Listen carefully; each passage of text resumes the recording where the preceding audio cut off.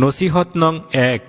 খোদা প্রাপ্তির পথে আদব, বুদ্ধি, মহব্বত ও সাহস এই চারটি মানবিক বৃত্তির বিকাশ সাধনের প্রয়োজনীয়তা।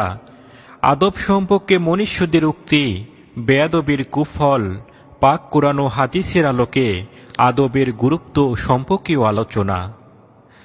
আদব, বুদ্ধি, মহব্বত ও সাহস এই চারটি স্তরের উপর খোদা প্রাপ্তির প্ল্যাটফর্ম স্থাপিত। আদব হইল পীরের হাতে তেমন থাকা যেমন দৌতুকারীর হাতে মায়েত বা মুর্দা থাকে, ইহাই আদব। দৌতুকারীর নিকট মুদ্দারের যেমন কোনো ইচ্ছা অনিচ্ছা থাকে না, তেমনি পীরের নিকটে মুরিদের কোনো ইচ্ছা অনিচ্ছা থাকিতে নাই।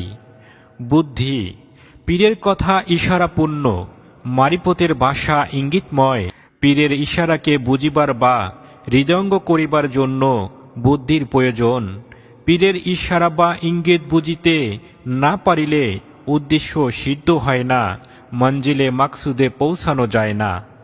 আমার পীর কেবলা জান হজরত খাজা বাবা এনায়েতপুরী কুদ্দেসা সিরাহুল আজিজ সাহেব বলিতেন, পীরের ইশারা যে বুঝে না, দিন ও দুনিয়া সে খোলা দিয়া খায়, অর্থাৎ দিন ও দুনিয়া বরবাদ করে। মহব্বত, খোদা প্রাপ্তির পথে আরও একটি প্রয়োজনীয় গুণ মহব্বত।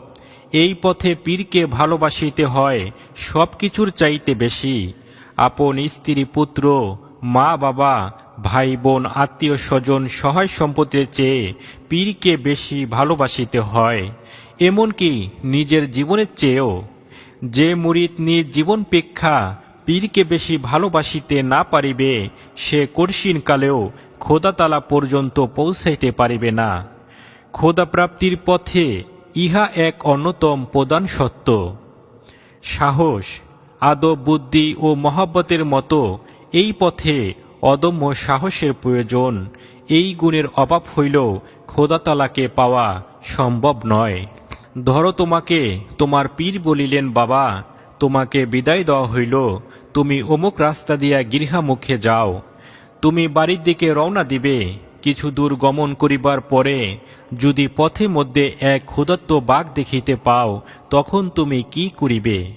হয় তোমাকে সম্মুখে অগ্রসর হইতে হইবে, নতুবা পীরের দরবারে ফেরত আসিতে হইবে। যদি সম্মুখপানে অগ্রসর হও, বাঘের হাতে তোমার মরণ হইতে পারে। অন্যদিকে তুমি ফেরতও আসিতে পারিবে না, কারণ তোমাকে গৃহে যাওয়ার জন্য বিদায় দেওয়া হইয়াছে। ফেরত আসিলে তাহা হইবে আদবের খেলাপ।